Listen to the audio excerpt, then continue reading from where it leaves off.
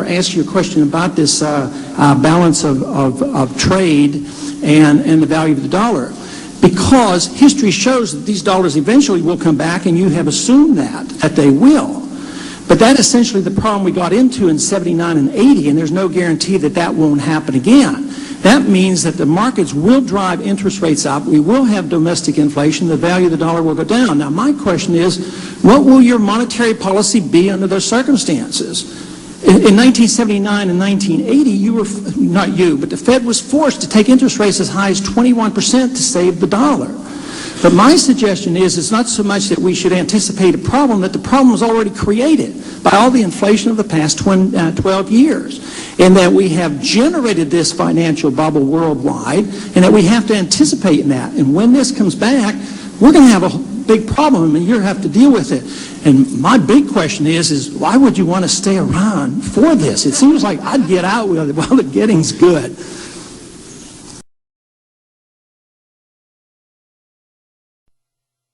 Dr. Paul. Thank you, Mr. Chairman.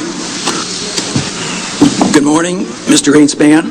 I understand that you did not take my friendly advice last fall. I thought maybe you should look for other employment, but I see you kept your job. I'm pleased that you're back, though, because at least you remember the days of sound money, and you have some respect for it, and even though you do describe it as nostalgia, still you do remember the days of sound money. So I'm pleased to have you here.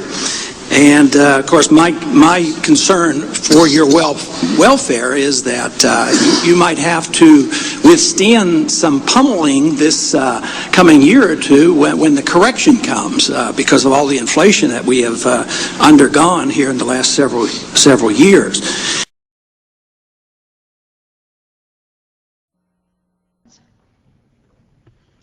I thank the gentleman for yielding, and I ask unanimous consent to revise and extend my remarks. Without objection. Madam Speaker, I rise in opposition to this resolution. The wisdom of the war is one issue, but the process and the philosophy behind our foreign policy are other issues as well.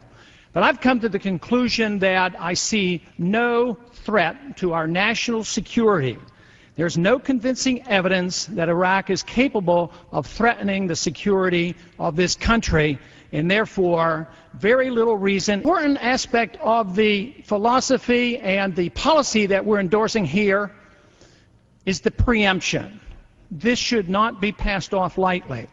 It has been done to some degrees in the past, but not so explicitly, not so much put into law that we will preemptively strike another nation that has not attacked us. No matter what the arguments may be, this policy is new, and it will have ramifications for our future, and it will have ramifications for the future of the world, because other countries will adopt this same philosophy.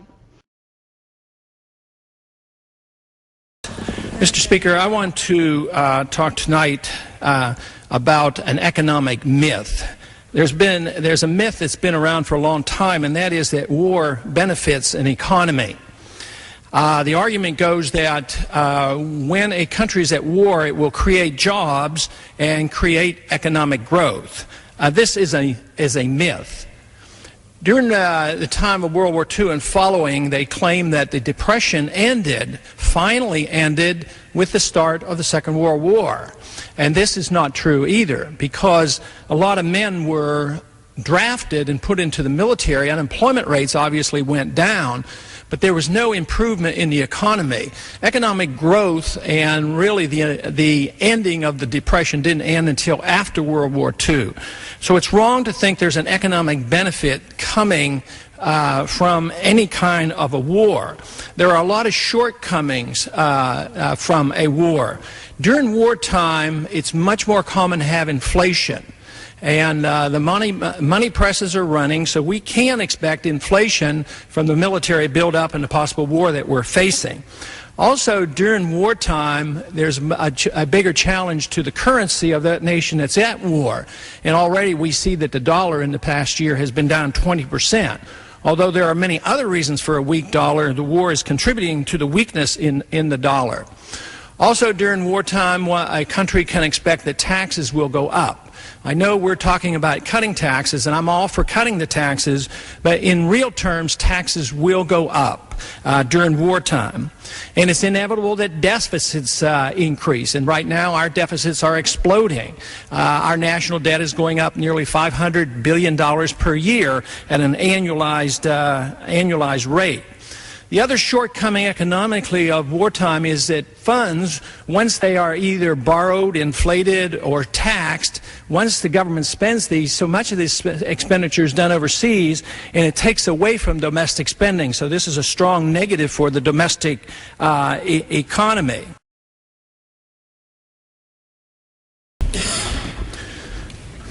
Madam Speaker, this week we will be working on the $75 billion supplemental appropriation to pay for the war. Financing the war is not as simple as it appears. It involves more than just passing a piece of legislation labeled as support for the troops. It has now been since 1985, when we became a deficit nation. We have acquired a foreign debt of approximately $2.8 trillion, the world's largest. No nation can long sustain a debt that continues to expand at a rate greater than 5% of the GDP. This means we borrow more than $1.4 billion every day to keep the borrowing binge going. This only can be maintained until foreigners get tired of taking and holding our dollars and buying our debt. Bashing the French and others will only hasten the day that sets off a train of economic events that will please no one. In thinking about providing funds for the war and overall military expenditures, not only must every dollar be borrowed from overseas, but an additional $150 billion each year as well. The current account deficit is now 44% greater than the military budget and represents the amount we must borrow. Mr. Paul. Thank you, Madam Chairman. Chairman Greenspan, I too am not pleased with the Fed, but my approach will be slightly different.